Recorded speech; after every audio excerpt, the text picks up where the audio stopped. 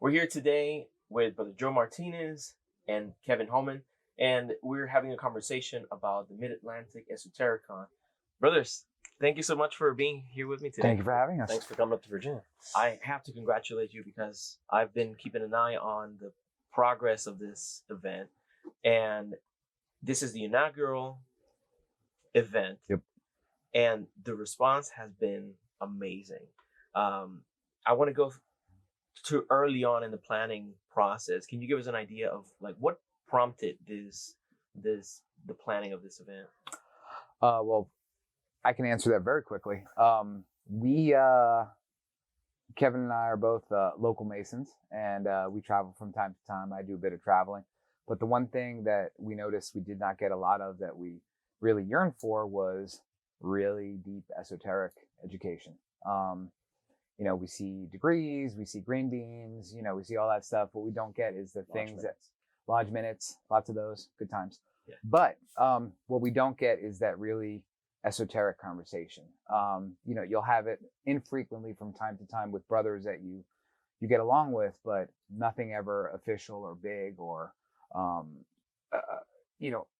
grandiose enough that it whets everyone's palates. And we didn't have that, and we couldn't find that. A lot of us had been to Masonicon before, and they have a certain flavor to the way they do things. And a lot of other organizations are putting up conferences having to do with Masonry, but there was never anything that was just pure esoterica. And we wanted to do that, and I think that was the impetus for it. Yeah, I think so. That's excellent. Now, when you say that esoteric conversations would happen infrequently, the way in which they would happen, it was never in a formal kind of way with a tile lodge. It would be how? It would be just brothers talking? Just brothers talking, yeah. Out in my district, a group of the brothers at one of the lodges in my district started just a little esoteric meetup, essentially. So, once or twice a month we get together. All the, anybody from the district is invited.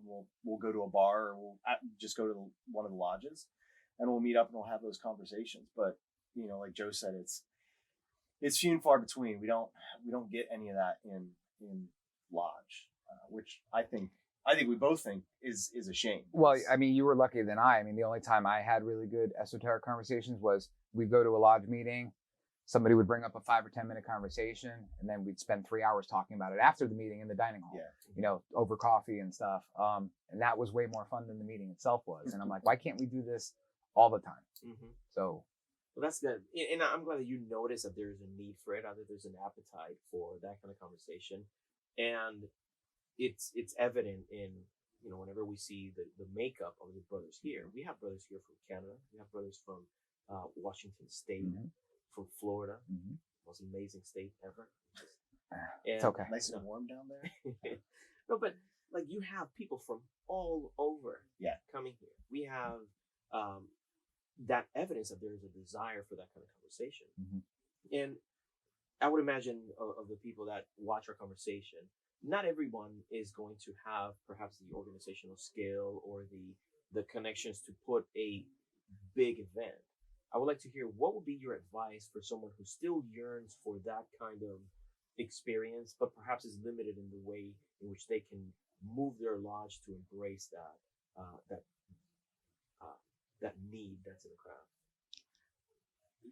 I think what I mentioned earlier, what one of the sister lodges out in my district has done, if you can't do that, if you can't convince your lodge, at least at the lodge level, start at a smaller level, find those brothers in your lodge or in your district who are interested in that, and get together for drinks or cigars, or just meet up at the lodge some night and have those conversations, whether it be, you can start it off as like a book club, everybody read a book and have a discussion on it, but start it small and grow it from there, would be my recommendation.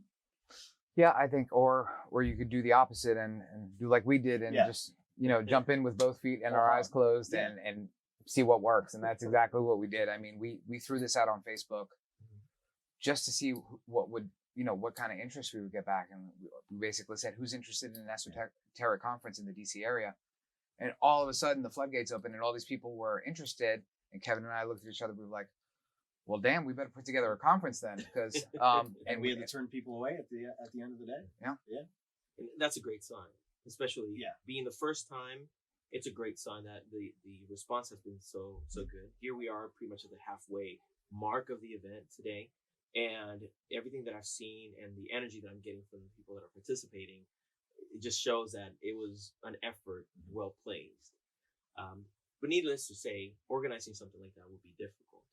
I am curious, and I'm sure that brothers who have that spirit of initiative that you share, they might be curious. Like, what are the first moves? Like, what are those initial obstacles? Like, how do they get their gears moving in the right direction to make something like this materialize? I mean, organization's key. I think the first things are setting up, getting your social messaging in place to get the message out there early. I think that's one of the first things we did was, we set up our Gmail accounts, Facebook, Twitter, to get the message out there. We're very lucky, I think, in that we know members of the Masonic Roundtable. So that was very helpful for us. We've heard of you guys.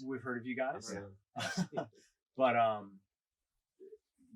so getting that, having a venue or a way to get that message out there is the way to do it. Well, and I think the key is using it as well. So we had social media and we had a platform. We used it. I mean, everybody who subscribed and joined, they were inundated by email and Facebook messages and Instagram messages. And I'm sure it got annoying for some people, but we never wanted people to come back and say, hey, I missed this, or I didn't know about it, or you didn't give me all the information. So we inundated you with stuff. And people who are open to that type of platform are the ones that are sitting in that lodge room right now. So, I think not only having the vehicle, but utilizing it to the fullest extent will garner the attention of the people that we really care the most about. I think that's very helpful, and I appreciate you being open about it, because I'm sure it'll help people out there either put some of their efforts together to fill that gap, or come and join us next year, ideally. Indeed. I want to be respectful of your time. I know you have a lot of work still to do, so I want to thank you for your openness and for putting this together and for having us here. Thanks for coming. Brothers, thank you. Thanks, Juan. Great. Appreciate it.